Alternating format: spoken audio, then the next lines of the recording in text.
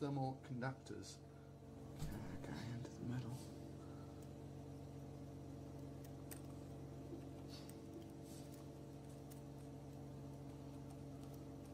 Okay, it's putting out a lot of heat.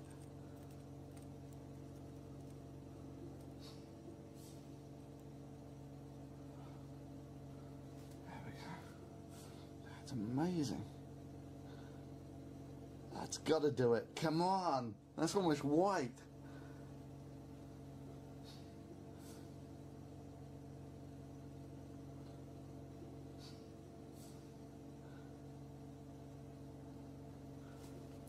Okay, any more on the oxygen? No, we're running on full on the oxygen.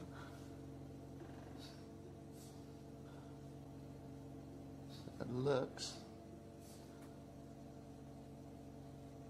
very much like gold is just too good of a conductor. Hell, in the end, I had to get the gold in contact with burning graphite in pure oxygen just to melt the stuff. Pretty decent. Now I need a groove in there. So let's cut a groove with the gold.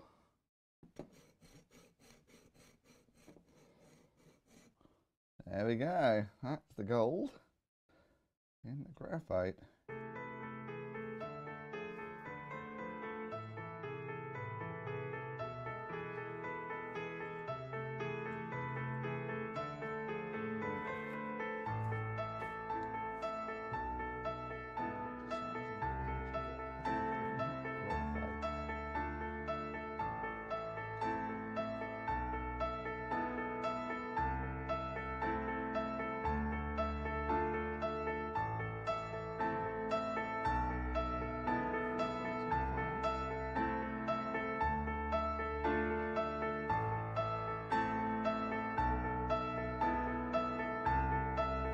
Oh, there we go. Got it. Got it. That's the graphite burning. No flame on it, but it's... Oh, and I melted the gold. I've done it. I've done it. Oh, that's awesome.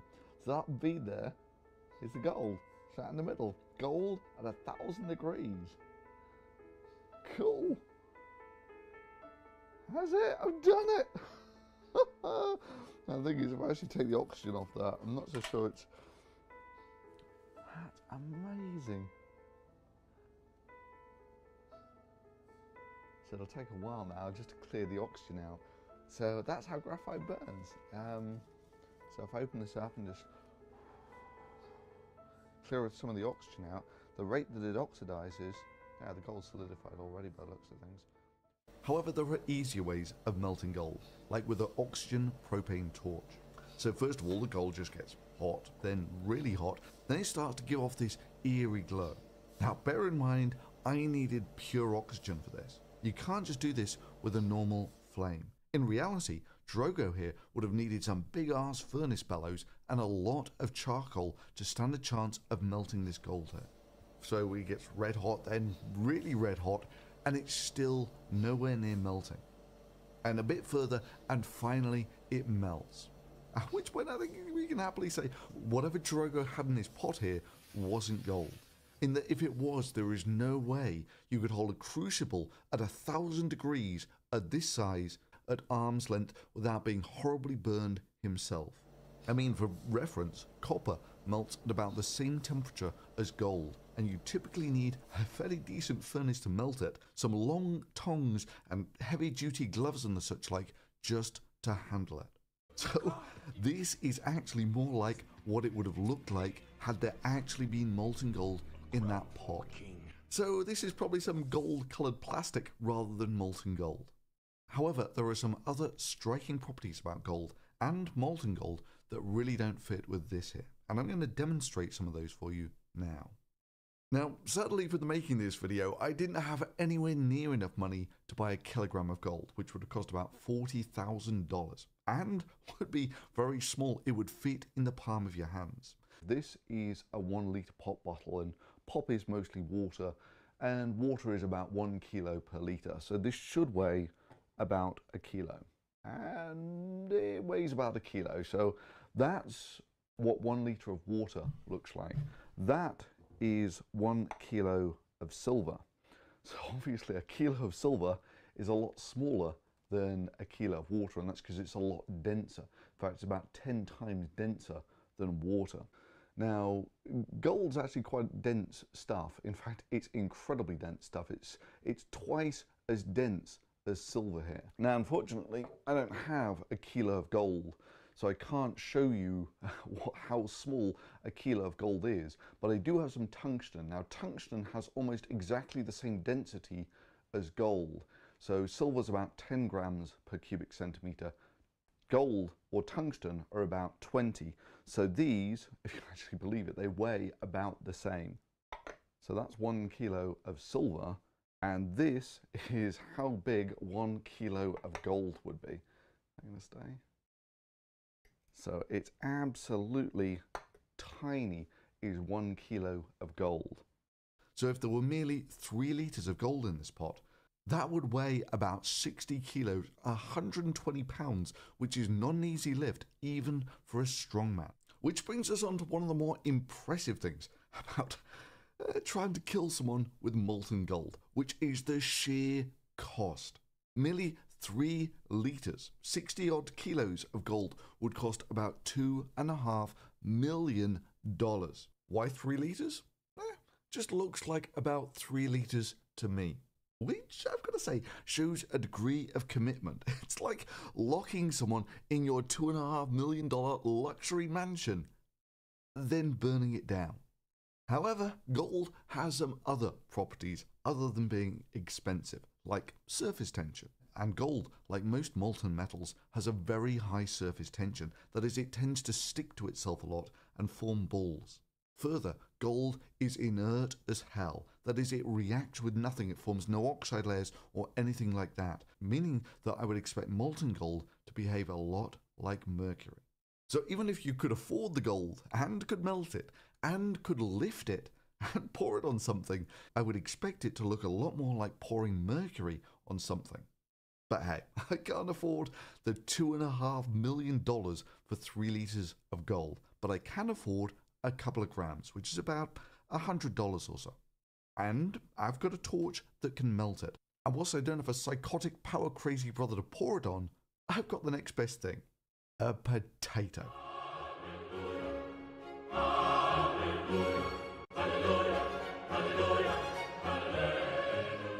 So what happens when you pour molten gold on a potato?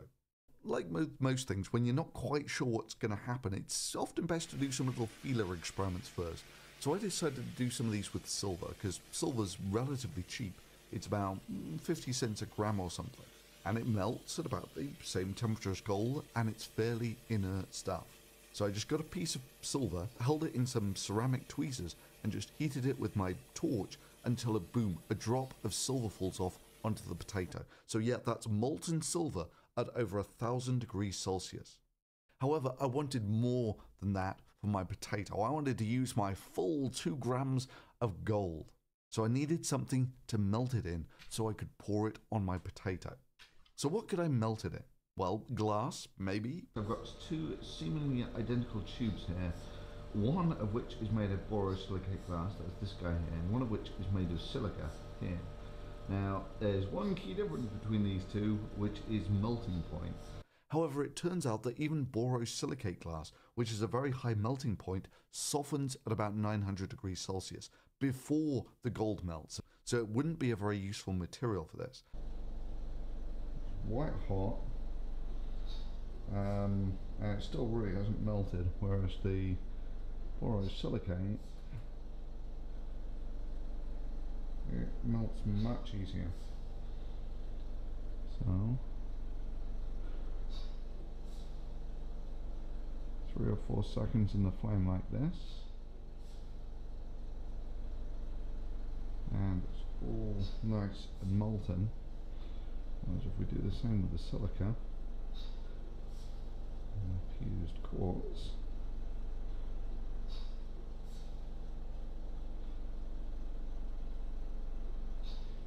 yeah, it's up to red heat.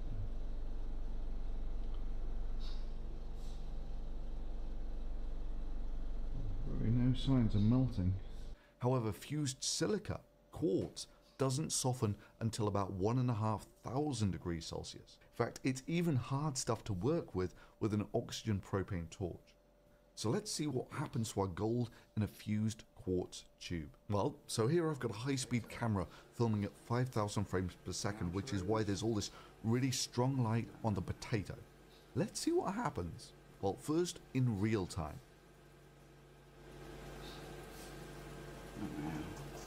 There we go, done it.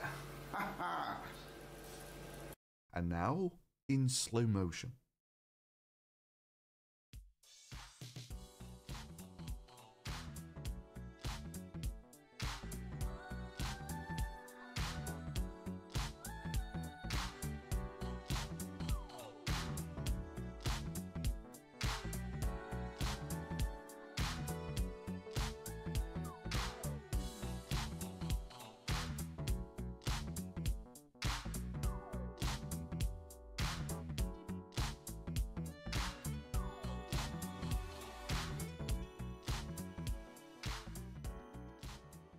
Yeah, had there actually been molten gold, it would have sprayed everywhere.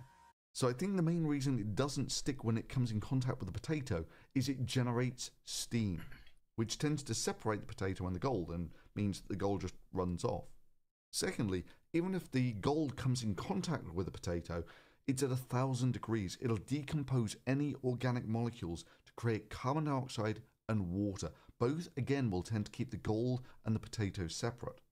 That being said, it's still going to be a bad day to be a potato in that it's going to burn like crazy. So yeah, if Vicery was sweating or had a wet head, he might just get off with being really badly burned.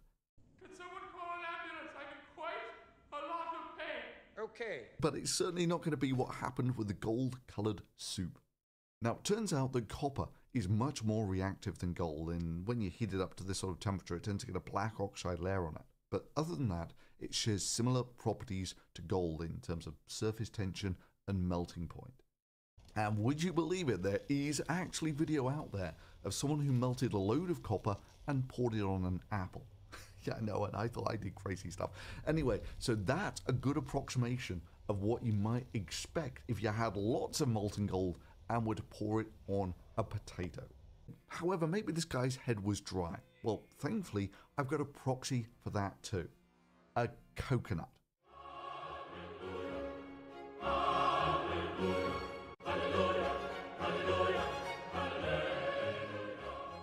So what happens when you pour gold onto a coconut?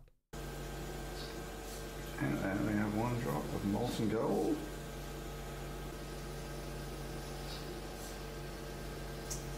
Oh wow. Excellent. Excellent. Well, when the gold hits the coconut, just the radiant heat from the gold alone is enough to make the coconut catch fire. Which is why just holding a crucible of gold at arm's length at 1,000 degrees would be almost impossible because it gives off so much radiant heat. So yeah, maybe, just maybe, in a world which has dragons and ice zombies and the such like, gold has different properties as well. But if you were to try that sort of stuff in the real world, you might very quickly discover that you can't melt it, it's too heavy to lift, and it would spray off everywhere if you were to try and pour it on someone. And on top of that, it may just run off to the extent that you blew $2.5 million, only to end up like so. We've got a lot of work to do. I'm still alive, only I'm very badly burned. You fatso! Ah! Yes, sir! You son of a bitch, that hurt! Hey, I'm not sorry, alright? I ain't sorry for shit! So if you enjoyed the most expensively dumb way to kill someone, give this video a thumbs up. And remember, subscribing isn't enough to ensure that videos like this will appear in your subscriptions. You've got to hit that little bell that says notify. Otherwise, YouTube only might show you videos like this when I upload them. So, in Breaking Bad, our hero, Heisenberg, in his junior days, decides he needs to break into a building to steal some stuff. So why don't we just steal it ourselves? Yeah? How are we gonna do that? With this. And what better way to do that than by cutting through the lock using thermite? Stand back. Jesus.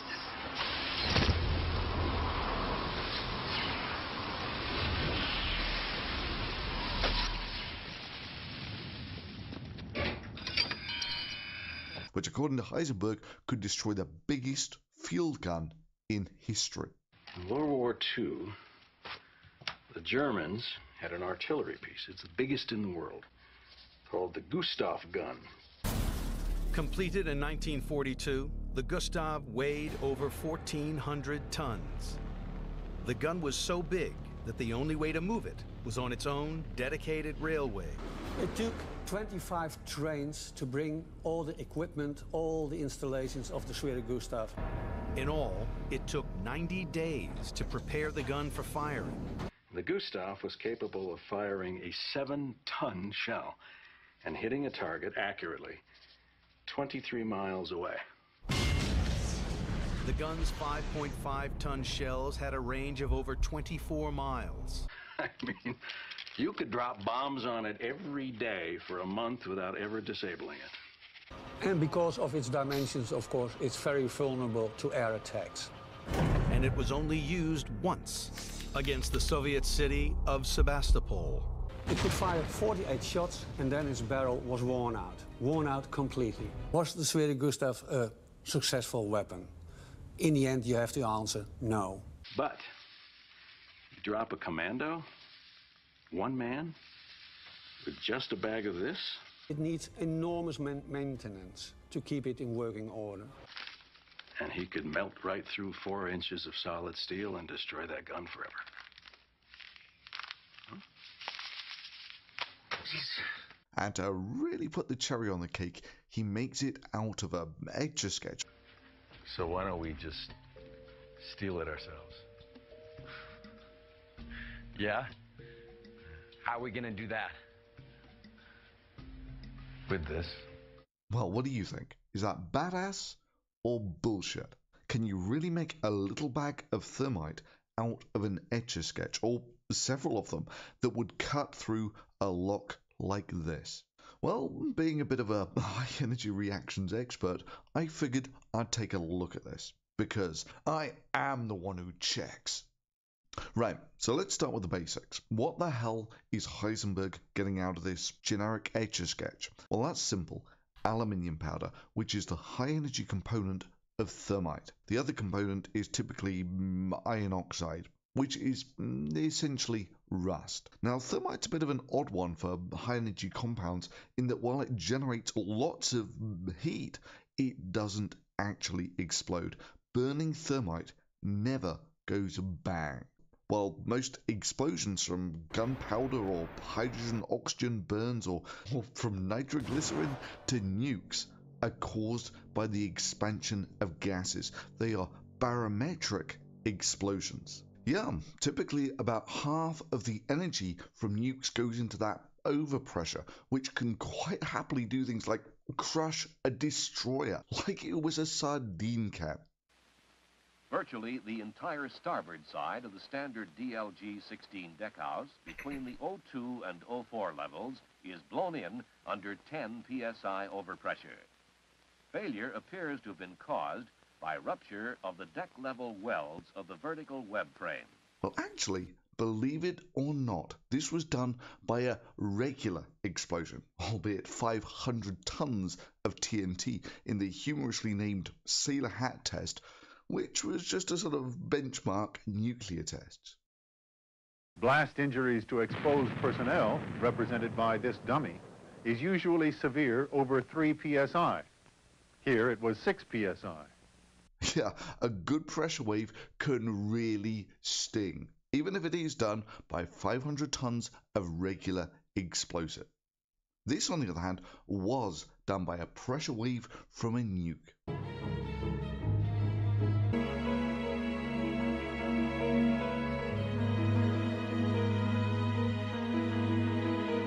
So yeah, a pressure wave can really hurt. But thermite really doesn't generate one because it can only heat the gas in direct contact with it, which is basically none.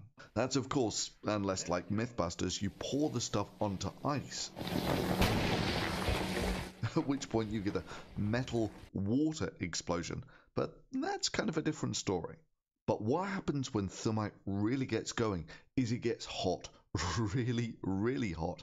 But just to get it going is actually not that easy, because you've got to at least get up to the melting point of aluminium. Okay, so that's aluminium. And one of the interesting things about aluminium is it's actually a really very reactive metal. It's just it forms this oxide skin on the surface, which means that it's really quite hard to get it to react with anything. Even if I melt it, I'm just going to hold it with a pair of pliers like this and try and melt it.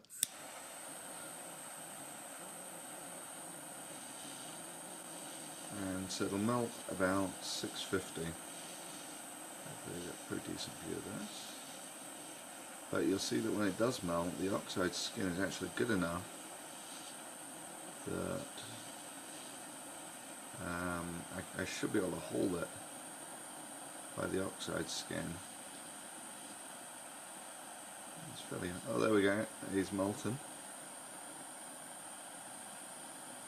Which is about 600 degrees Celsius or so. That's a glowing, dull red heat, and that's even before it will start, which is why people, when they want to set off thermite, will typically use something like burning magnesium just to get it going. Because honestly, Heisenberg here would probably spend the best part of a minute trying to set this stuff off with a blowtorch. However, once it does get going, you turn the aluminium powder and iron oxide into aluminium oxide and iron, and a lot of energy. Heat. Enough to put the burn temperature of this stuff up to about half the temperature of the surface of the sun. Now, in this case, Heisenberg uses his Etch-a-Sketch ripoff for his aluminium powder. Although quite why he does that, I'm not quite sure, because in America, you can just order aluminium powder online by the kilogram, which is not surprising in a country where you have the freedom to own some pretty heavy-duty firepower. And honestly, it takes a damn sight more skill and knowledge to turn aluminium powder into something dangerous than a gun. Indeed, even in England, where there are all these incredibly prudish laws about people being able to own high-energy chemicals, you can still buy the stuff on eBay, because thermite still has many legal and civilian uses.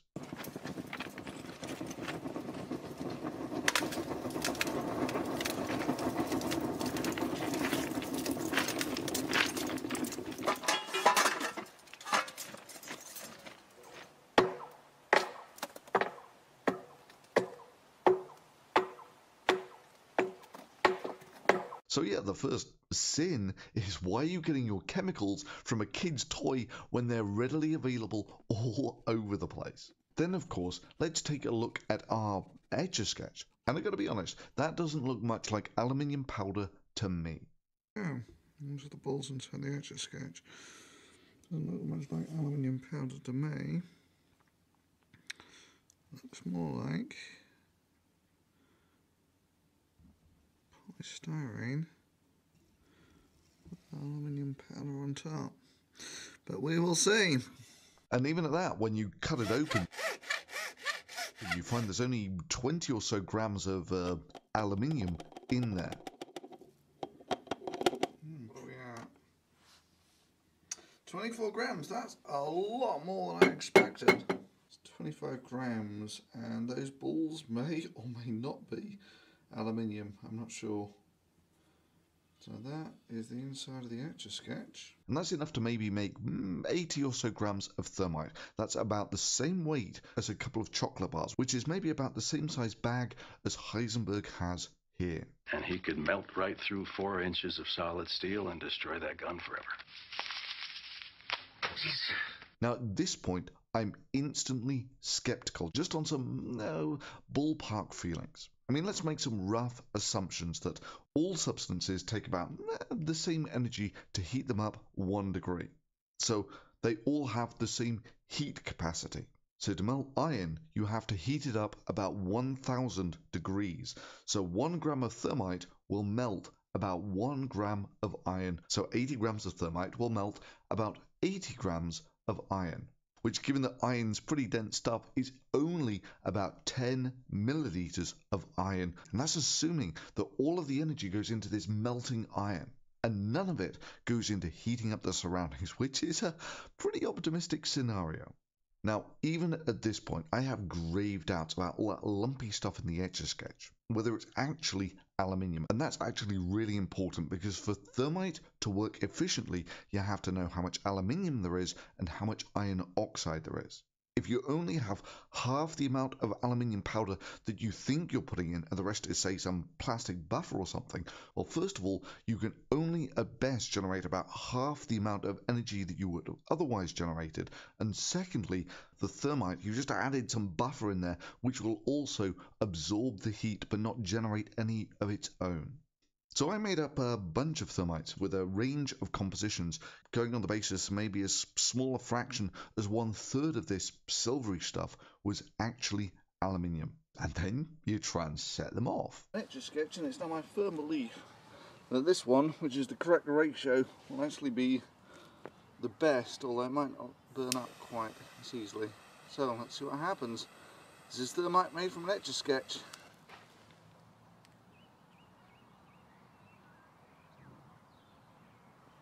Weird.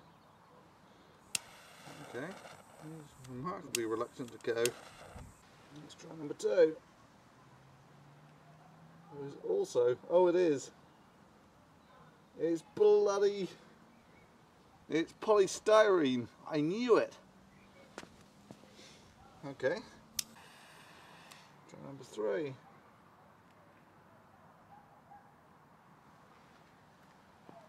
Three doesn't do anything. Go for one more, and then I'll show you what some real thermite looks like. Okay, that's the next one.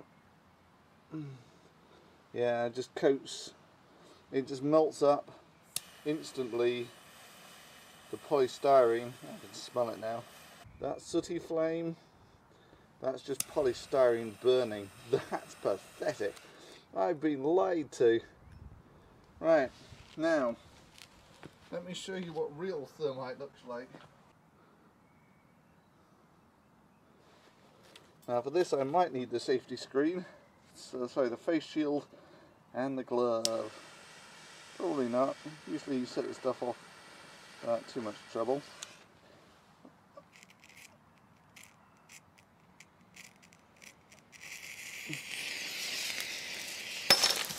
There we go.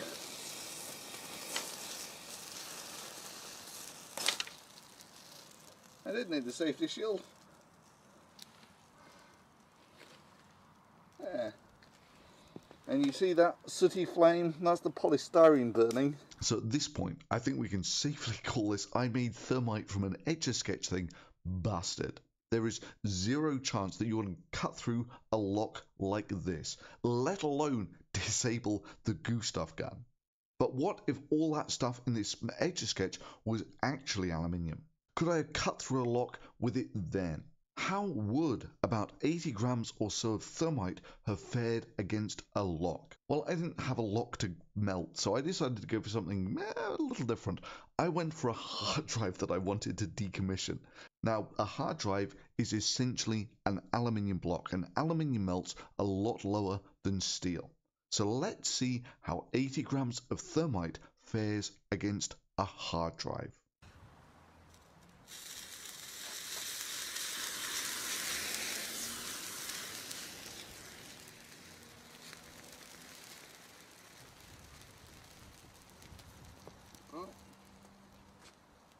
PCB burns well.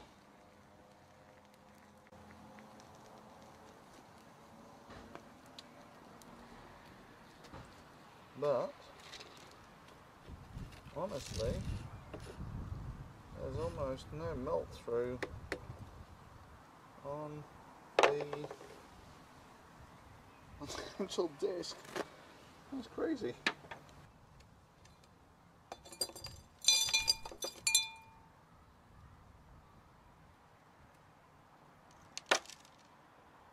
Well, I have to leave that to cool down now. Yep, as depressing as it was, my 80 grams of thermite failed to make any significant burn through on the hard drive, and honestly I was kind of surprised about that. But maybe that's because quite a lot of the thermite actually went onto a printed circuit board, and once that's carbonized it probably makes a pretty good insulator until this molten stuff has cooled down. Either way, it seems that our heroes would have been outrageously lucky to have actually burnt through a lock using this Etch-a-Sketch thermite. Still, credit where it's due. Compared to MacGyver's comically inaccurate thermite blowtorch. I can open it for you. Nobody get hurt. With what, your teeth? Thermite torch. Made out of what? That bicycle. And some of the equipment you got over there, and add a little iron rust, and I'll cut through that door like a hot knife through butter. Made from filing down a bike? A racing bike's made out of magnesium. Light, strong, and flammable. When you file it down to a powder, and a few grams of rust, add some ferric oxide, your rusted iron, to make a blowtorch, turn an expensive bike into a torch that would cut through a car.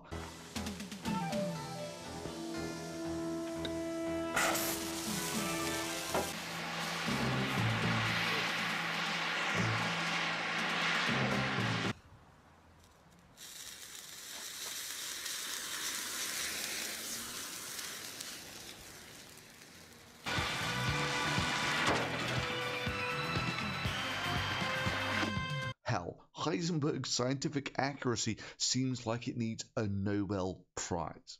Or maybe just another one.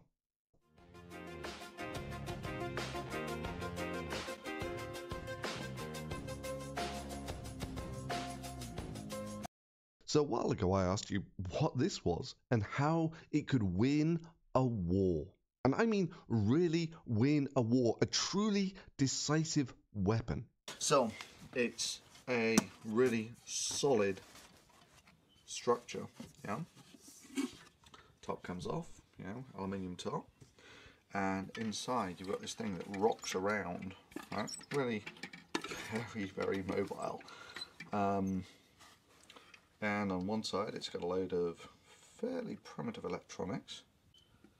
So the question is, what is it? Well, there were many answers. Most thought it was some sort of V2 rocket guidance system, and you can see why. It's made of aluminium to be light, it's got these gimbals and so forth. It's the sort of thing you might put in a rocket. However, no, not a bit of it. Indeed, arguably, this was a far more potent weapon than the V2. It had the potential to really stop World War II before it even started, winning the war for Nazi Germany. Because this is the trigger for the German magnetic mine. They found an aluminium dome set in a rubber diaphragm, but under the dome a scale was revealed with the word Gauss. Gauss is the unit of magnetic measurement. The mine was magnetic.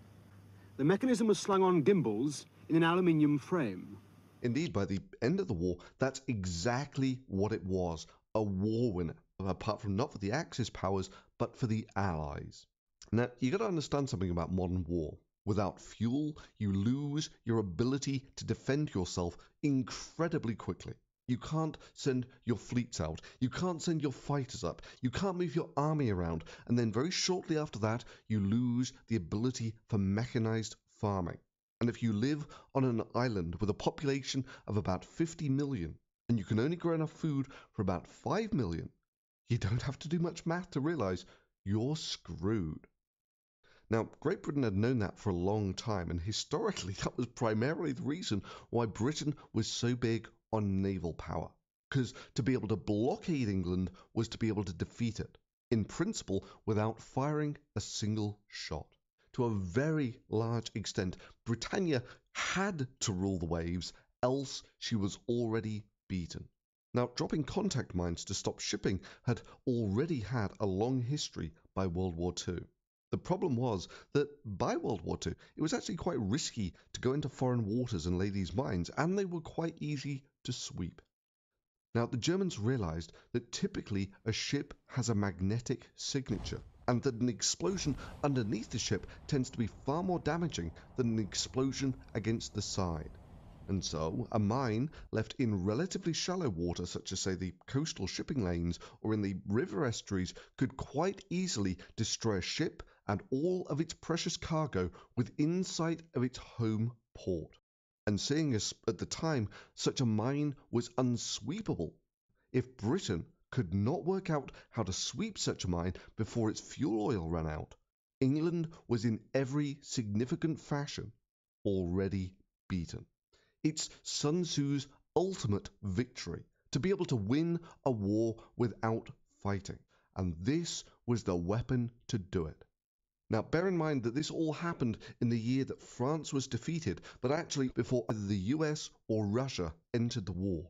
Britain primarily stood alone against Germany.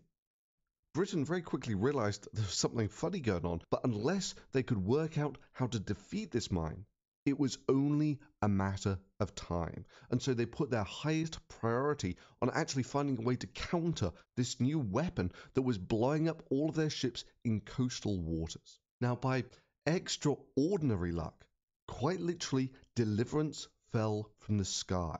The Luftwaffe, the German Air Force, had started dropping these mines from the air. And a German plane had flown down the Thames to drop a magnetic mine. It had been spotted, and a wall of anti-aircraft fire went up, and the crew panicked, dropped the mine early, and it landed on the mudflats. And the British went out to disarm and recover the mine. Now, disarming a mystery mine designed to blow up ships with an unknown triggering mechanism is a fairly ballsy activity. Yeah, it's true.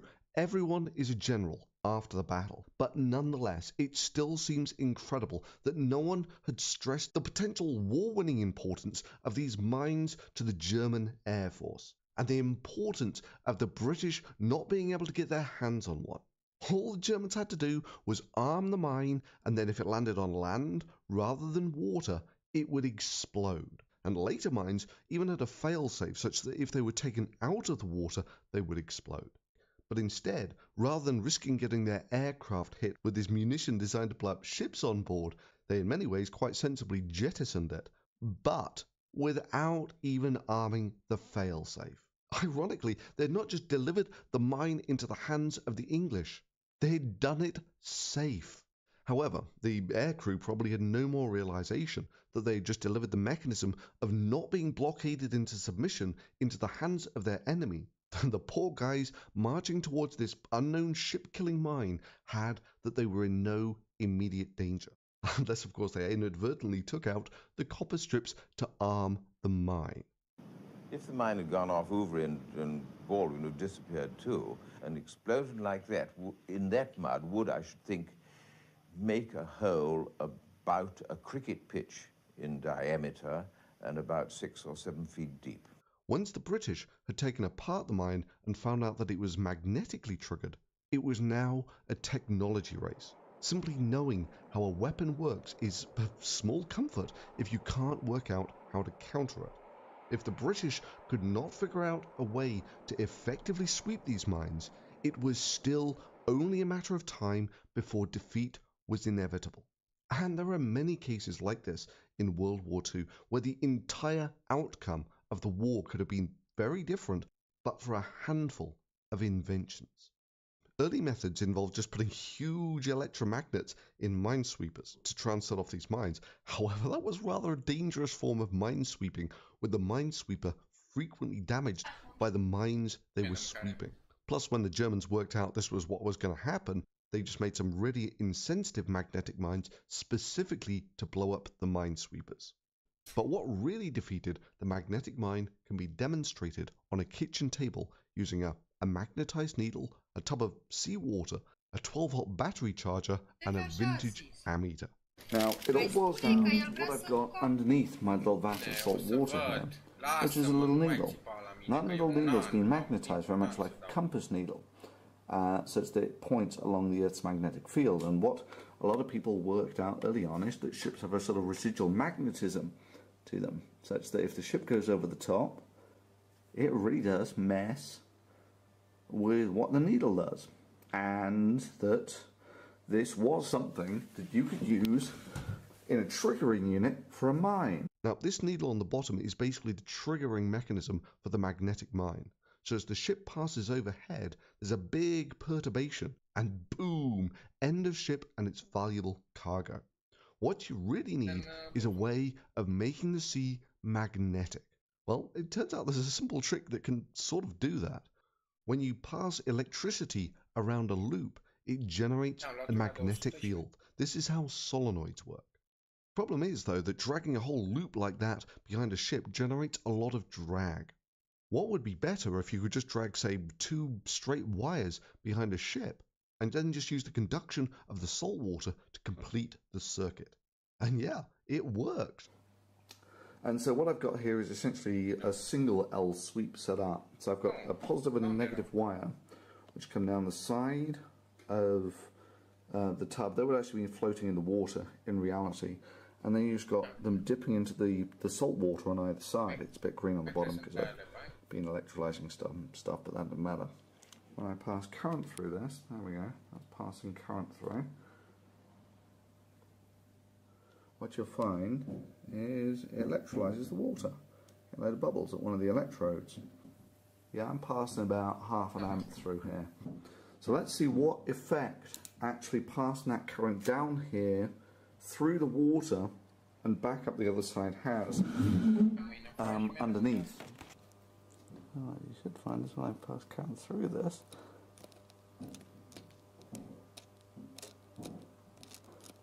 It twitches the needle, you see.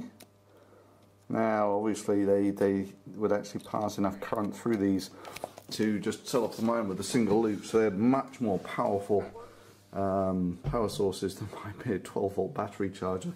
Or more appropriately, it did work. It saved Britain's arse. Now, I know there will be many who will say, but surely a weapon that you can demonstrate how to defeat on a kitchen table using a magnetic needle, some salt water, a few wires, and a battery charger could never defeat a nation. Actually, yeah. The German magnetic mines were so good that they were copied by the Americans and used to devastating effect against Japan, which had no method of sweeping the mines.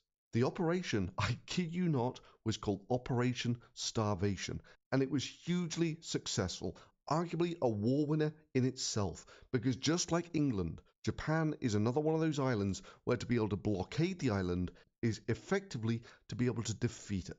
And this for me was one of the fascinating elements of World War II. It really was the first technologically driven war, with time and time again technology proving the decisive tipping factor in entire campaigns, with the apex of this technology able to make even the stoniest shift uncomfortably in their chair. Yet from this technological race, arguably the most iconic event in the entire of human history was born. The second burn takes the crew of Apollo 8 where no men have ever been, deep space. There was no way that the Earth's gravity could hold us back any longer.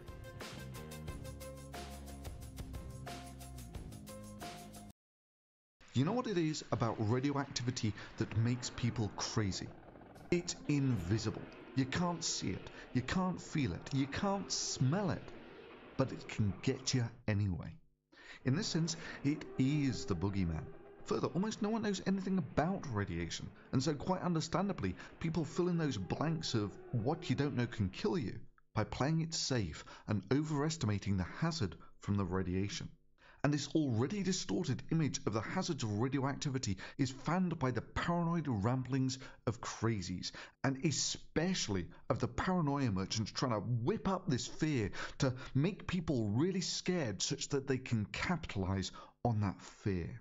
Fluoride Shield, Survival Shield, and all the products at InfoWarsLife.com grew out of my quest to try to find the very best compounds from God's cornucopia to protect myself and my family. And from our research, I believe we are bringing you the best, highest quality products. And you have that commitment from Alex Jones and the entire InfoWars crew. Wow, a personal promise from Alex Jones based on the best research from both him and the entire InfoWars crew. And of course, the small print just reinforces how much confidence they have in their research claims. Right? Actually, no. This statement has not been evaluated by the Food and Drug Administration. This product is not intended to diagnose, treat, cure, or prevent any disease. And from our research, I believe we are bringing you the best, highest quality products. And you have that commitment from Alex Jones and the entire InfoWars crew. Meanwhile, let's take a look at the worst disaster in nuclear history, Chernobyl. As you can see from space, the radiation level is so high that there is no plant life for hundreds of miles around the reactor. Well, actually, no. Indeed, it turns out that the radiation levels recorded directly outside the plant where this disaster happened can be so low that they are comparable to those that you would get cruising on a commercial jet. And the last measurement I can personally vouch for, as I measured it myself. And for many folks, their principal fear of nuclear power is that this is going to happen, even though this is absolutely impossible. More on that later. But the paranoia merchants still feast on people's insecurity about radiation, and this can lead to really quite crazy folks getting quite large audiences. I average around 600 people on a stream. Oh, all of these people show up on my stream each night. Is amazing. It truly is, because they're not here to play games. They're not here for nonsense. And they will tell their audiences the most stupid things ever. California is a wasteland, period. How can it not be a wasteland when you had MOX fuel? The number 3 reactor is 2 million times worse. That went straight up into the jet stream at 100 miles per hour. Well, actually, no. California is not a wasteland. Well, not a radioactive wasteland anyway. But he's not done telling people things that are diametrically orthogonal to reality with that steely-eyed absolute certainty that can only come with years of marinating one's brain in paranoia juice. Saying iodine-131 only has a half-life of 8 days is the craziest thing you can imagine coming out of somebody who's supposed to have an education and supposed to have some morals and ethics. Well, actually, in reality, there is kind of this scientific consensus on the half-life of iodine-131. And yeah, it does actually look like a pretty good 8 days to me. But he's just getting warmed up. What you're about to witness is simply the most stupid statement ever made about radioactivity. I'm arming you with knowledge that's invaluable. I've researched this all extensively over many years now. In order to really wrap your mind around all of that, I think that Dixie cup says it all. A Dixie cup full of this yellow cake from that 40-mile pit. You put that in a restaurant, you'll kill everybody there within an hour for the next 4 billion years. Like I said earlier, just keep filling that restaurant up. If I had a cup of 238 here, I would die before I finished that sentence. I can put that cup of 238 in a restaurant, it'll kill everybody in the restaurant inside of an hour. Even if they just walked in and left, they would die an hour later. And that would go on for 4.5 billion years times 10, because of the way it decays, right? Well, let's start with the bloody obvious stuff. Where do you think this uranium ore comes from? You dig it out of the ground, where it's been for almost the entire history of the Earth. Indeed, it's a significant reason why the middle of the Earth is still so hot. So if you have a little speck of uranium-238, you're supposed to dig up 6 inches of topsoil, 900 feet around it, and put a fence around it with universal signs on it. So yeah, according to this guy, almost the entire of America should be classified as a radioactive wasteland.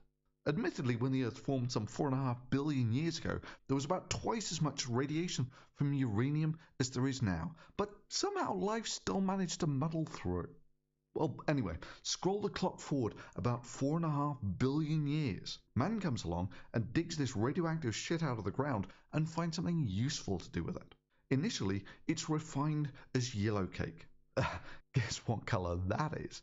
It was initially produced in huge quantities when it was mined in an effort to get radium, which is basically radioactive stuff that glows in the dark. Stuff that makes this clock radioactive. I actually leave it there, and what you'll find is it'll bury the needle. However, there really weren't that many uses for this element uranium. But curiously, while refining tons of this material that they dug out of the ground, they made the stunning observation that almost everyone who merely touched this yellow cake didn't die instantly. If I had a cup of 238 here, I would die before I finished that sentence. If they had, they might have been able to think of some military use for this instant yellow death powder in World War II. Further, I've actually got to confess, I've actually handled yellow cake. This is this uranium oxide in exactly the fashion stated here. That is uranium nitrate. There you go. Very yellow.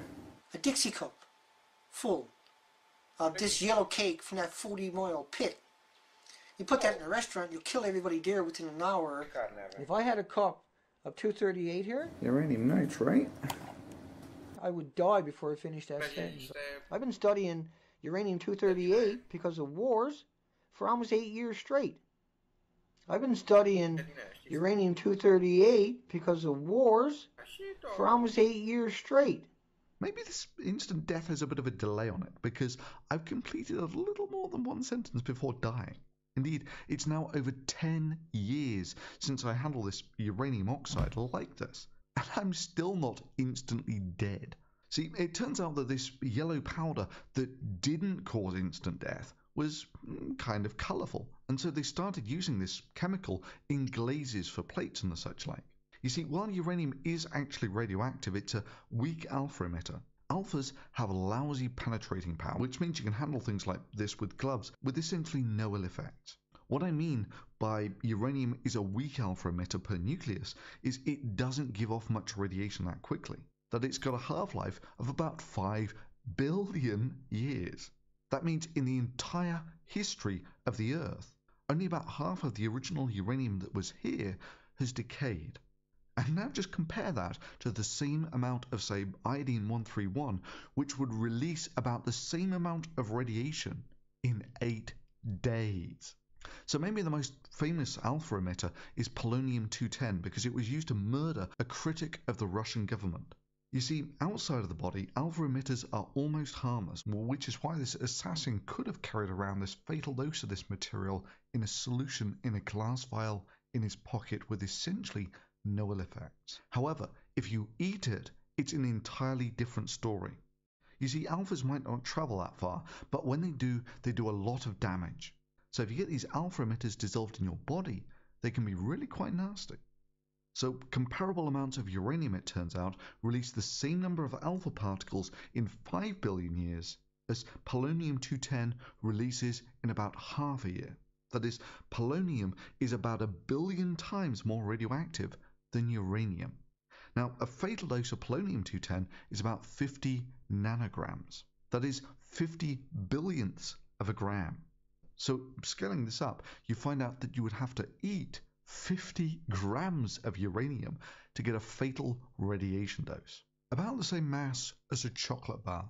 However, it turns out that uranium is a heavy metal toxin comparable to lead. That is, there is a chemical toxicity to eating uranium. That is, the chemical toxicity of eating uranium is comparable to eating lead. And that's eating lead, not eating lead. Although, as it turns out, in both cases, the fatal dose is about the same. A few grams or so. So it's one of those interesting ones that, while uranium is actually radioactive if you manage to eat it, uranium would be kind of like eating lead. Well, firstly, of course, most of it wouldn't dissolve. You'd have to dissolve the metal and then drink the solution. But if you did that, chemically, it will poison you to death long before you die of the radiation sickness. Anyways, I digress. Then came World War II, and folks started realizing that uranium nuclei had some rather specific properties. You see, uranium mostly naturally occurs as two isotopes, uranium-235 and uranium-238. The natural occurrence is about 99% of the 238 isotope and about 1% of the 235 isotope. And just so you know, the 235 isotope has a half-life of about 1 billion years versus 5 or so billion for 238. So an absolutely colossal sum of money went into separating these isotopes, with the U-235 being used to make the little boy bomb, which was dropped on Hiroshima. I know, was someone complaining about radioactive fallout? Anyway, so give or take, this means that for every ton of uranium-235 that you make, you create about 100 tons of uranium-238. Anyway, years went by and it turned out that plutonium was much better for making bombs than uranium. The bummer was, though, that plutonium didn't exist. Well, not naturally anyway. However, as luck would have it, it turns out you can make plutonium from uranium-238 if you have a nuclear reactor. Now, to run a reactor on uranium doesn't require anywhere near as much of this expensive enrichment as making bomb material. And this has a couple of advantages, and I really can't stress this enough. With all nuclear power reactors, it is impossible to get a nuclear explosion from them. And this is almost pervasively the fear of nuclear power, as shown in this 1980s video, Dancing with Tears in Our Eyes.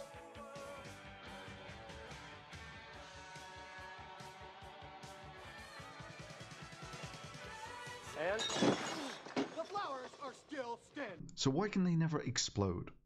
Well, in order to get a nuclear explosion, you basically need all of those nuclei to release their energy in as short a period as possible. And such a chain reaction is typically all over in less than a millisecond.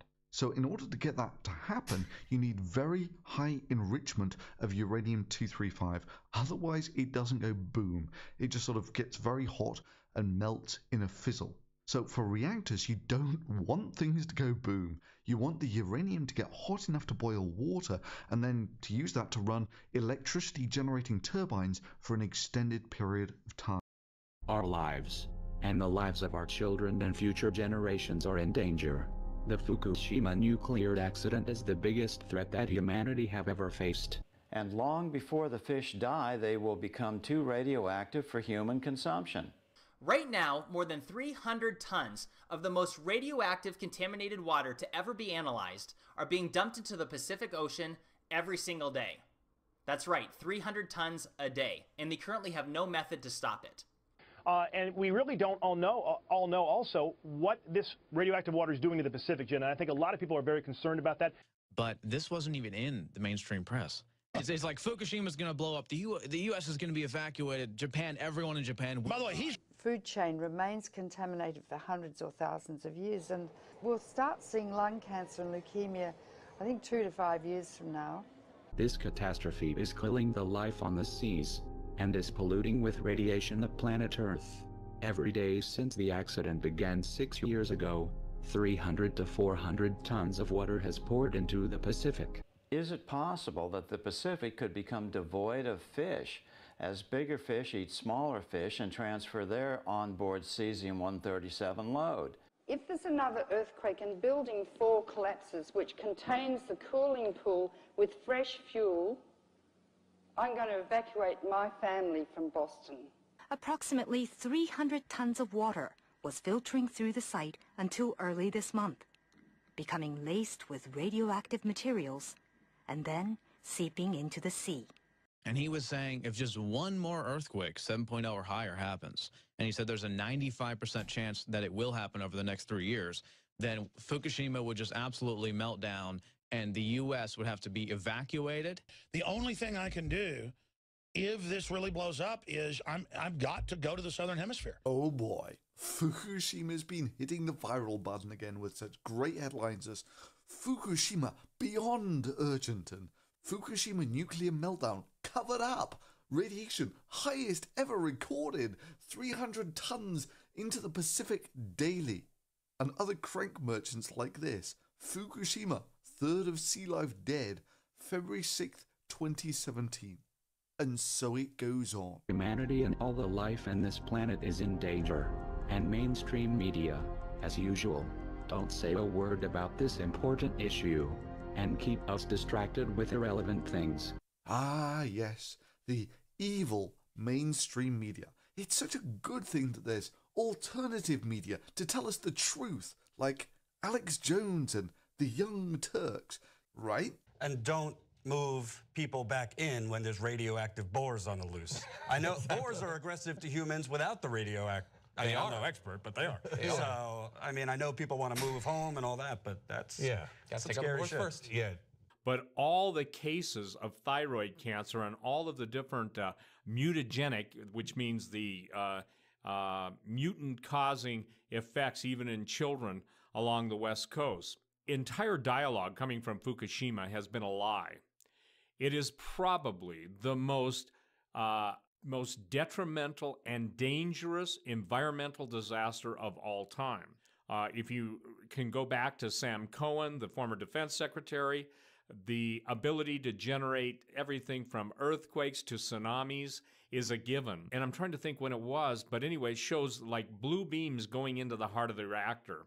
Now, whether you believe in neutron flux or not, what it indicates is somebody, even after generating the tsunami or the earthquake that generated the tsunami, wasn't satisfied with that, so they had to go and basically kick in a little extra help. Oh yes, that's some first-rate alternative media.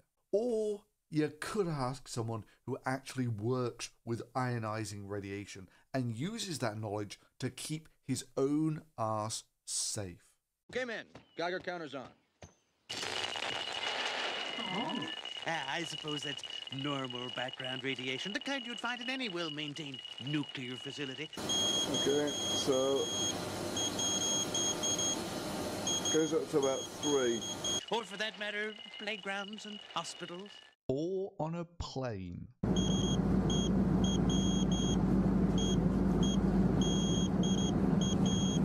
Okay, so here we are on the ground, and our background radiation is about 12, give or take. About normal. Holy crap! 2.6. So back over 3.08. But why am I not freaking out that I'm getting 30 times the background radiation on this plane? Well, radiation's a bit odd like that. The more of it you get exposed to, the higher your chances of getting cancer. So I can see all these people turning white saying, oh my god, you're 30 times more likely to get cancer if you spend your life on a plane. Well, yes, but 30 times bugger all is still bugger all. The easiest way to understand these risks is to just compare them to the risk of, say, dying while driving. Again, there's this kind of linearity to it. The more you drive, the more likely you are to die on the roads. And it turns out that about a year's worth of background radiation gives me about the same chance of dying from cancer as driving about 1,000 miles. And seeing as your average American drives some 10,000 miles per year, that means that you're about 10 times more likely to die in a car accident on the roads than you are to die from cancer from the background radiation. Or another way of looking at it, you could live your whole life in an area with 10 times the normal background radiation, and even at that you would only have comparable chances of dying from cancer from the background radiation as you do from driving your car. You see, the remarkable thing about radiation is you can detect incredibly small amounts of it. Now, a Geiger counter like this will set you back a couple of $100. Now, a gamma ray spectrometer is a little more exotic. They start at about $500. But with something like that, you can very easily quantify what radioactive elements are present. Now, detecting a radiation from a nuclear power plant is even easier, because many of the nuclear isotopes you're looking for do not occur naturally in any real quantity. So everything that you detect is contamination. So for instance, if you wanted to run a nuclear reactor, what you'd first do is you mine all of this naturally occurring uranium out of the ground. You actually mine the radioactive material to begin with, and then you bust up these uranium-235 nuclei in a reactor. Now, those two fragments can be one of a variety of elements, and they're typically radioactive. But the most important fragments that we're going to look at are cesium, iodine, and strontium. Now, even though it's the radiation from these that you're worried about, how these get into your body is a matter of regular chemistry, and we'll come to that shortly. So, something to bear in mind is some of these fragments that you get are screamingly radioactive, others hardly radioactive at all. Generally, if something's got a half-life of about 4 billion years, about the age of the Earth, this is the case with the uranium isotopes, meaning that in the entire age of the Earth, only about half of the nuclei have emitted a radioactive particle. That's probably not going to be emitting much radiation. It's not something that you have to worry about too much.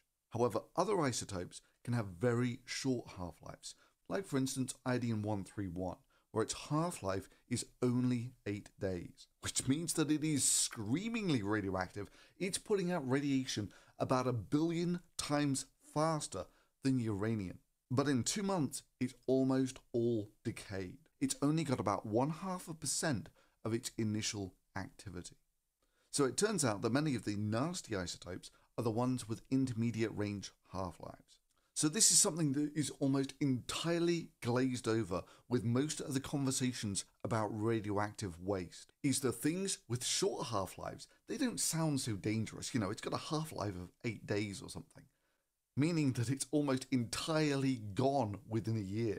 That doesn't scare people, although those are the ones which really pack the punch. People are generally much more scared if you say it's going to be radioactive for 1 billion years.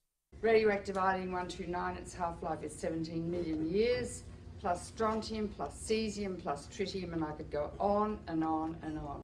Even though the very material that you dug out of the ground to begin with to actually make the nuclear reactor has been radioactive for billions of years. So iodine-131 is almost entirely gone after about a year. Strontium-90 and cesium-137 are probably the nastiest of the decay products. Now, strontium is particularly nasty because it can bioaccumulate. And the reason it does this is because it is chemically very similar to calcium, which means that if you eat the stuff, it can get absorbed into your bones, where basically it sticks, which means that most of what you eat, you actually get the dose from. Now, none of this is a great problem for humans, in that we can very easily detect strontium-90 and choose not to eat the stuff. And likewise, with animals, we don't generally eat their bones. But let's just say, take for instance an example of bioaccumulation in the sea, where it would end up in an apex predator, like a killer whale or something. And sure, sooner or later that killer whale is going to die. Most likely it won't be from the radiation. As you'll see, it's quite hard to eat enough radiation to kill you. And when it dies, its bones sink and take all of that strontium with it. The bottom line is things that bioaccumulate tend not to be very mobile in the environment. They're kind of sticky. So another example of bioaccumulation would be iodine. And sure, iodine bioaccumulates in seaweed. I mean, the iodine was first discovered in seaweed. But let's be real. In the 5 or so years since Fukushima, there isn't a single undecayed nucleus of iodine-131 left. Not that that will stop cranks like Alex Jones from trying to sell you a cure for it. I'm going to be honest. I mean, this is what I've said when I've talked about the nascent iodine that we've produced and we sell, because all the scientists and doctors say this is the best thing for protecting your thyroid. But I guess I'll tell the crew, come with me if you want to go, and we're going to have to, like, try to, I mean, this is, like, unbelievable. This is unbelievable. Yeah, bioaccumulation, when it doesn't even exist anymore, becomes kinda irrelevant. The cesium ion, however, is chemically kinda similar to sodium and potassium. You know, so sodium chloride, potassium chloride, cesium chloride. Okay, so that's sodium chloride. That's just what you put in your chips. Or French fries, which is kind of salty. This guy here is potassium chloride, which looks almost exactly the same as salt, but it tastes pretty disgusting actually, pretty bitter. As is this guy, who's cesium chloride, and again, all white crystalline solids. And yeah, while they do actually do different things in the body, they're all kind of samey in their behaviour. in that it would be expected that the cesium ion would go through your body at a similar rate to that sodium does. You eat this stuff, you piss it out. In fact, of the studies that I've seen, they reckon that you can get a bioaccumulation of about 100 times in sea life. But even at that, let's just take that number and roll with it. Now, remember what I said about you can measure very small quantities of radioactivity. Well, it turns out they've actually done that on several seawater surveys. I'll leave the link to the site below. You see, as there is essentially no naturally occurring cesium-137, any detectable quantity is multiples of background, which is how people usually like to state it, even if that quantity is almost not detectable. I mean, just look at that giant red spot off the coast of America. Between February 2014 and February 2015, the Fukushima 137 cesium signal doubled again to levels in excess of 4 becquerels per cubic meter in the upper 200 meters. North American coast will likely attain maximum values of at least 5 becquerels per cubic meter by 2015 to 2060. Which of course means this is going to destroy the wildlife populations. I mean, that's what happened with Chernobyl and Fukushima, right? Not quite so much. Turns out that nuclear disasters like this are fantastic for the wildlife. You see, it turns out that wildlife flourishes in a region where people have been excluded. Yeah, wildlife flourishes there, even with the meager background sounds horrible on a Geiger counter. But hey, doesn't stop billions flying per year. It's not that big of a deal. So yes, indeed, they have detected cesium-137 off the coast of America, and the only place that could have come from is Fukushima. But what is the actual measured value of cesium-137? Well, it's producing a couple of becquerels, that's a disintegration per second, per cubic meter. And at that point, this whole thing becomes an absolute joke. A cubic meter of water weighs about a ton. So let's say it's about the same weight as 10 people. So a human-sized piece of water, about 100 kilos, 200 pounds, that sort of thing, would give off 1/10 of a becquerel. And now guess how many becquerels a typical human puts out just from the naturally occurring radioactive isotopes in their body. About 10,000.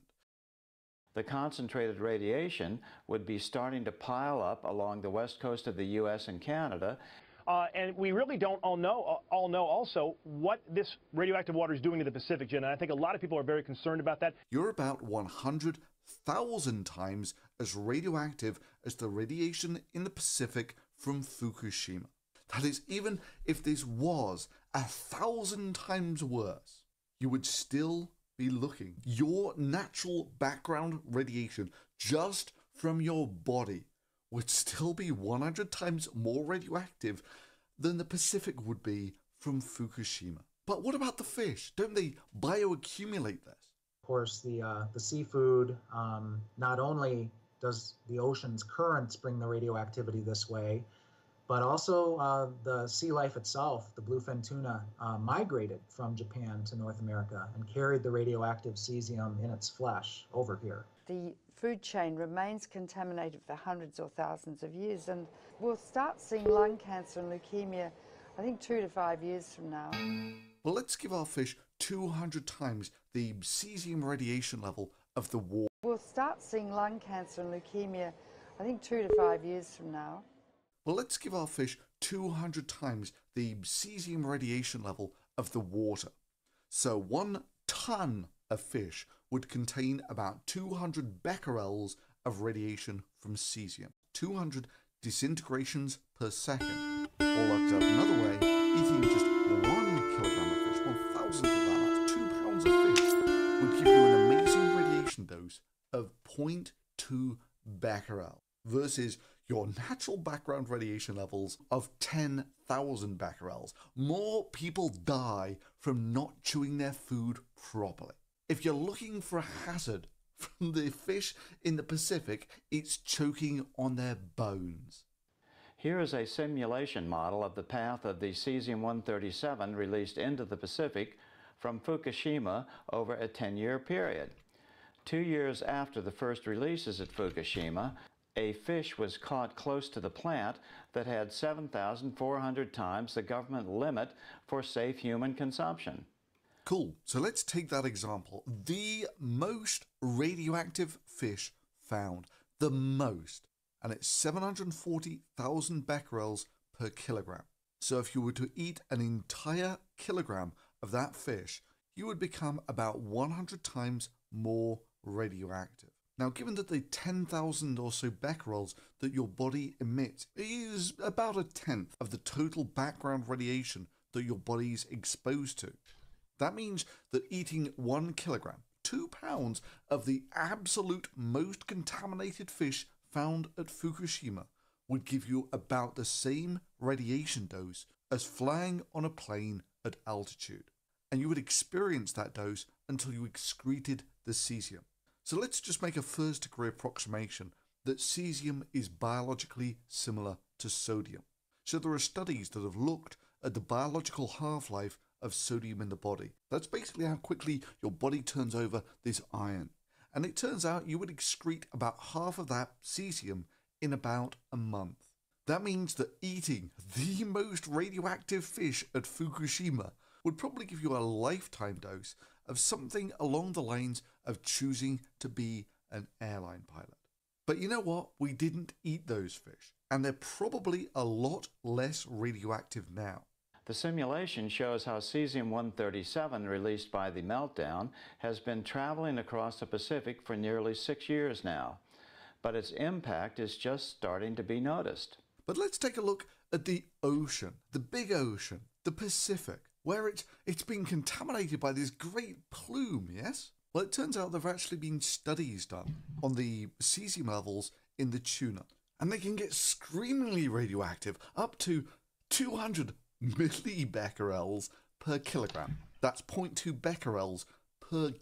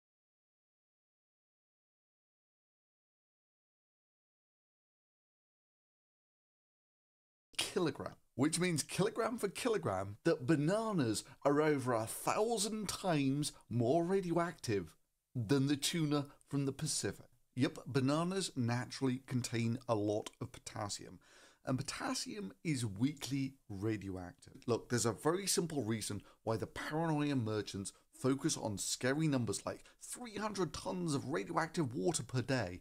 But this wasn't even in the mainstream press. It's like Fukushima's going to blow up. The U.S. is going to be evacuated. Japan, everyone in Japan. By the way, he's... Right now, more than 300 tons of the most radioactive contaminated water to ever be analyzed are being dumped into the Pacific Ocean every single day. Rather than the actual measurements of what's actually in the environment.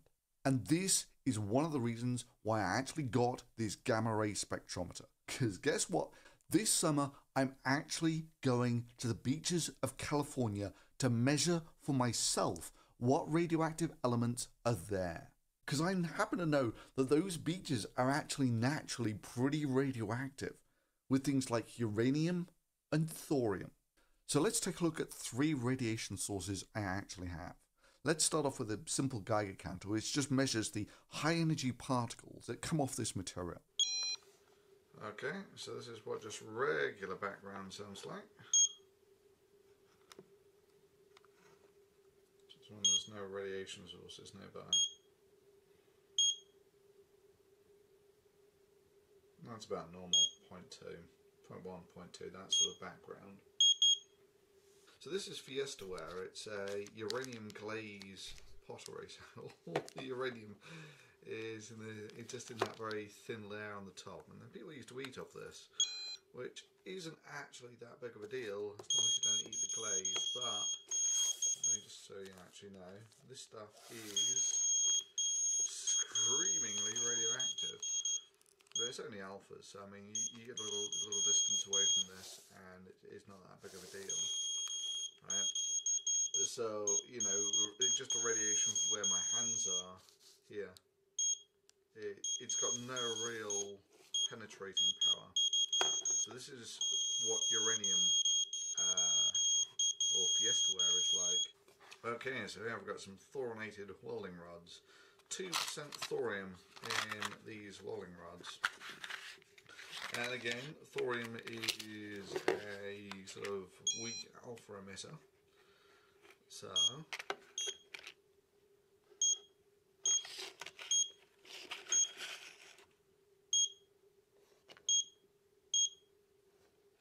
Greetings, fellow nerds. This video is being rushed for reasons I'll get into later. First, the good news. I successfully made sodium by the alcohol-catalyzed magnesium reduction approach. It's awesome. Okay, not really awesome. The yield right now is utter crap at a... You basically need some ionizing radiation in there to help it sort of get a spark going across the gap. And so, let's see what cesium 137 is like.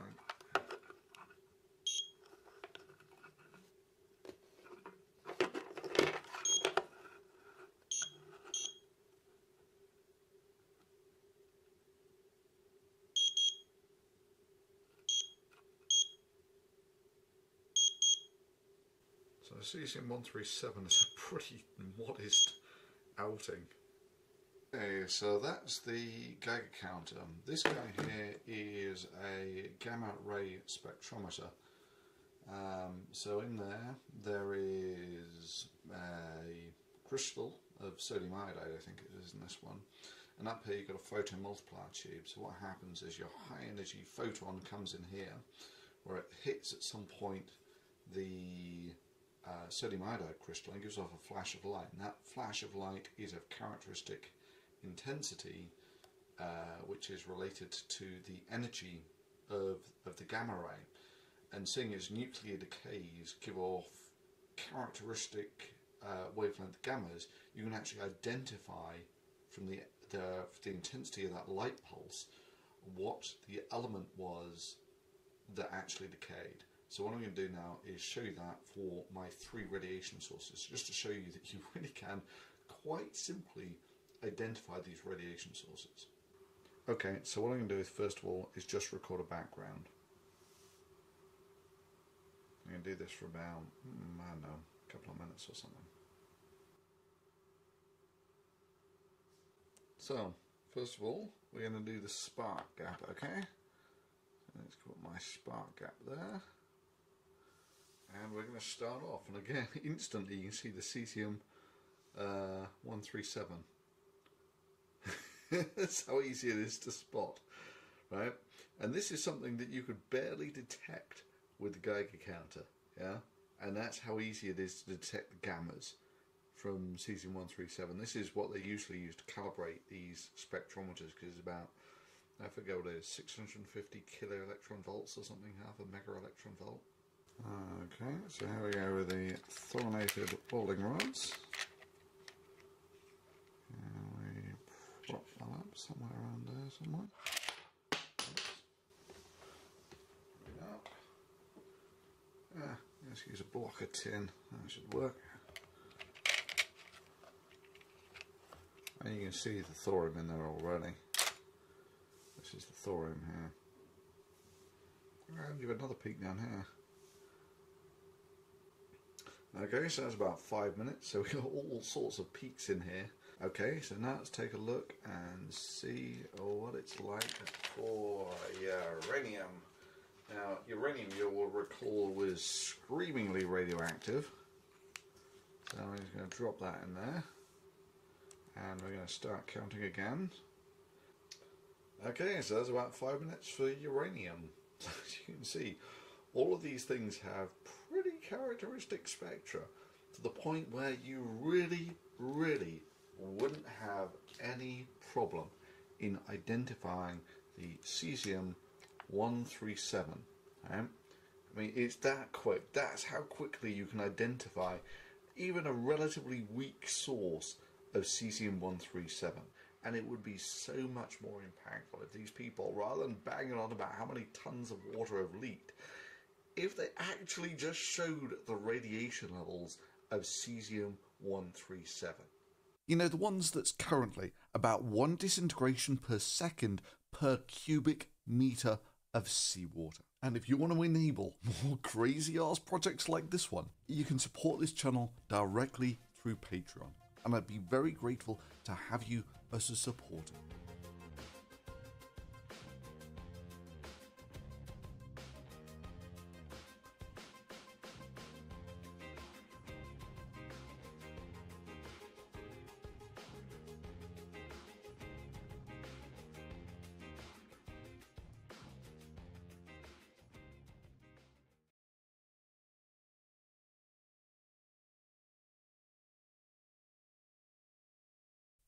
So I came across this wonderful video from Praga University, which it's a university. I'm sure these people are really going to educate me on carbon dioxide. What are 2 of the dirtiest words in the English language? No, not the dirtiest words in the English language. You'll get me banned. Well, if you're concerned with global warming, as so many people are these days, the answer is obvious. The 2 words are carbon dioxide. Oh, isn't that sweet? The guy from Greenpeace is going to teach me about atmospheric chemistry. Let's get clear on our terms. It has become common to refer to the emissions from burning fossil fuels for energy as carbon emissions. That is entirely misleading. Actually, it seems a pretty sensible way of doing it to me. And if you're actually talking about emissions from a coal-burning power station or something, you've taken the carbon from that coal and you put it into the atmosphere. You know, they're sort of carbon emissions. And guess what? Virtually all of the fossil fuels are almost entirely carbon by weight. Now, technically, the carbon dioxide emissions would be about 3 times the weight of the carbon, because a carbon dioxide molecule weighs about 44 atomic mass units, and only 12 of those are carbon. So about 1/3 of the carbon dioxide molecule is actually carbon. So if you wanted to express these in mass forms, you have about 3 times the mass emission of carbon dioxide as you would of carbon. But I mean, chemists understand all of this, right? If we want to talk about the concentration of carbon dioxide in the atmosphere, we'll talk about that. Carbon dioxide is not carbon. Carbon dioxide is a colorless, odorless, tasteless gas, which is an indispensable food for all living things. Oh boy. And this is why you might not want to trust the co-founder of Greenpeace giving his wonderful scientific facts from Praga University. So, carbon dioxide, according to him, is a colourless, tasteless, odourless gas. Carbon dioxide is a colorless, odorless, tasteless gas. And at this point, I'm going to take a wild guess and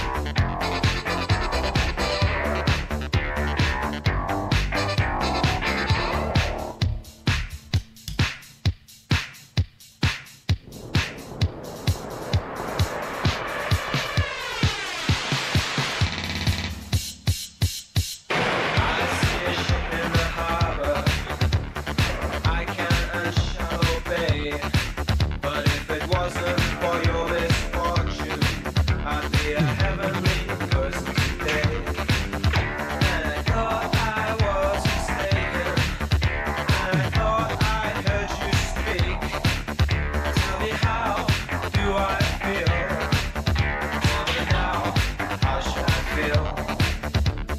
Now I stand here waiting.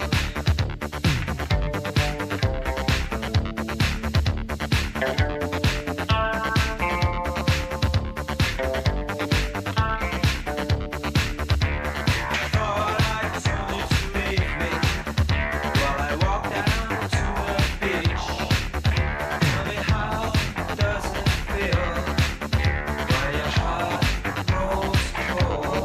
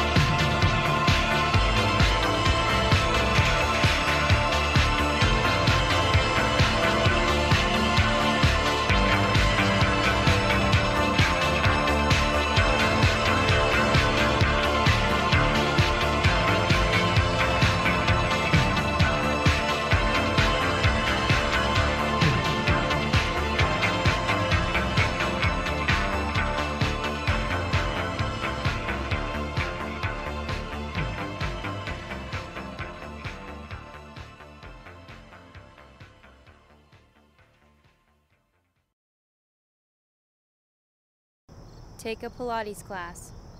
Begin to enjoy kale. Have a baby. Go to Italy. Get a promotion. Get another promotion. Change jobs. Go to yoga. Go to a poetry class. Go to the dentist at least every 6 months.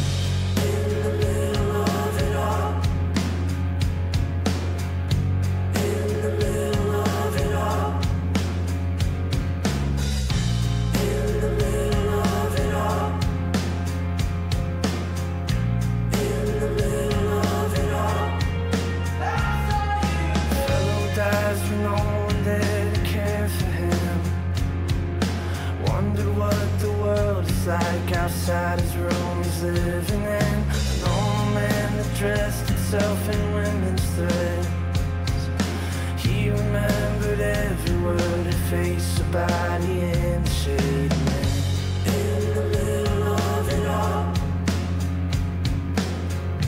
in the middle of it all, in the middle of it all.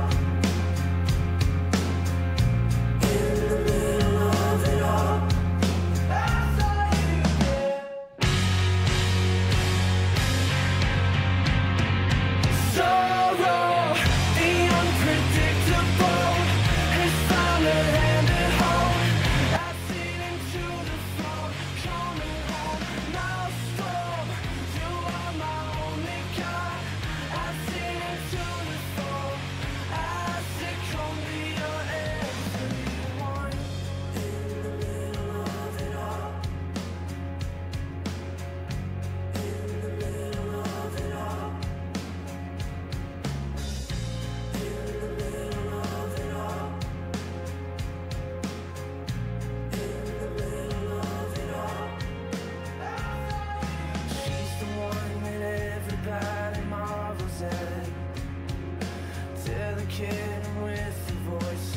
is strung across her head.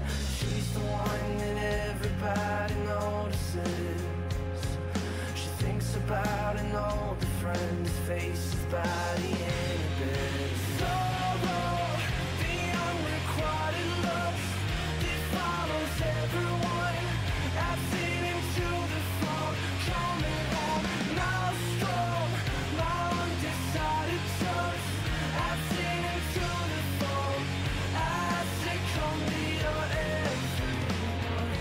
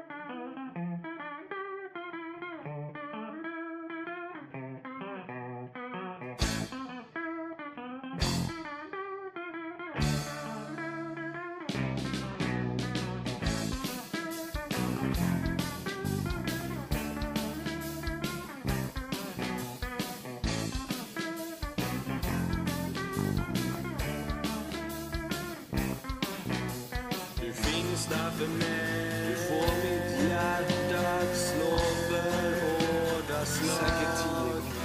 Du är total verklighetsflykt. Jag vet inte vad jag skulle göra utan dig. Du finns i mina tankar. Och jag längtar efter dig. Ibland så längtar jag efter dig. Fast du är hos mig. Jag vill att du ska ta allt ifrån mig. Mina minnen, mina känslor. Du kan uppfylla bara dig. Jag älskar dig. Samtidigt så hatar jag det du gör med mig. För att du lämnar en så tom dröm som aldrig går att fylla.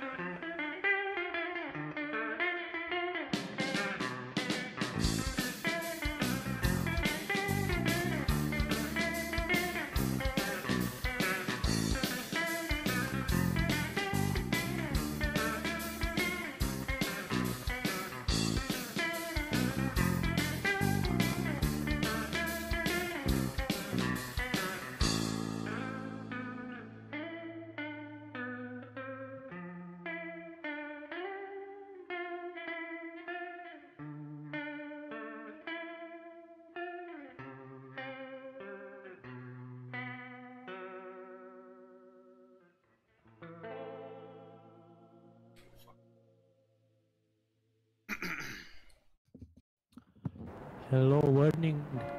Why did you Bă, leave m-a the aruncat guild? bossul de pe de-albă în pula mea. Why did you leave the guild? Stai că nu warning? te că mi s-a stricat căștile. Am temut acum ea. Ia zi ceva. Why did you leave the guild, warning? Dă-l în pula mea, că nu era pe englezii, bă. Aia de la englezi s-a desfițat, bă, nebunule. Bă, m-a aruncat gratatul ăla de guldan de pe turn în pula mea de cretin. Uite-te și tu. Că eram al treilea de PS. Hai să...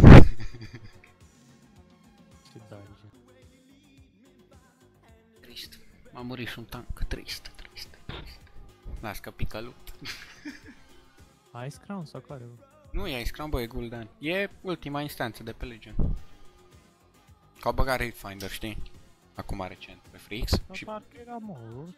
Ce? Parcă era mort. Păi da, tu l-omori acum Legion. Ah. Acum l-omorâm noi, uite, tratații de pe global. A băgat random Dungeon Finder, bă, știi, și te bagă automat cu ratații. Când mai e... Na, mă rog. Nu-ți dă loot mai de căcat, da, pula mea, nu trebuie să stai după toți fraierii. Cum era în gilda aia, 860, bă. Să faci normal, du-te, dracu. Proști. Uite, aici au unii au testare item level să mor eu. Ce dracu, ăsta e heal? Dacă are 5 milioane HP. Un co.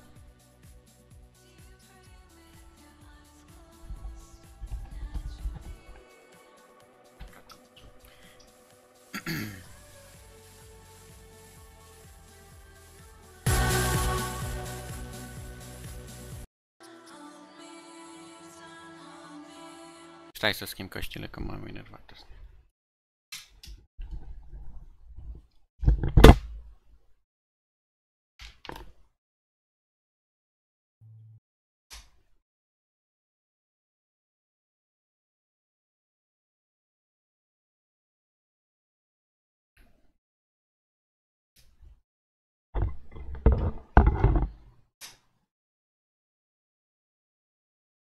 Bă, m-au ținut ceva căștile astea, nu știu.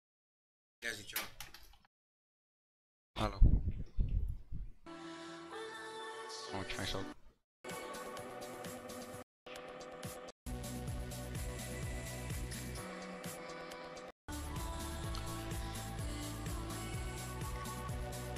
Mă țineam un cadou o săptămână, da, dracu. N-avea rost, că mai mult mă enervam. Că nu puteam să mici nimica pe masă, știi? Că trebuie să stea căștile într-o anumită poziție, știi, să meargă.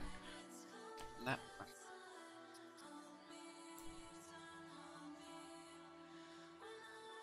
Dacă le lipesc cu scoși în mai le frec. Hai, bă, murțată,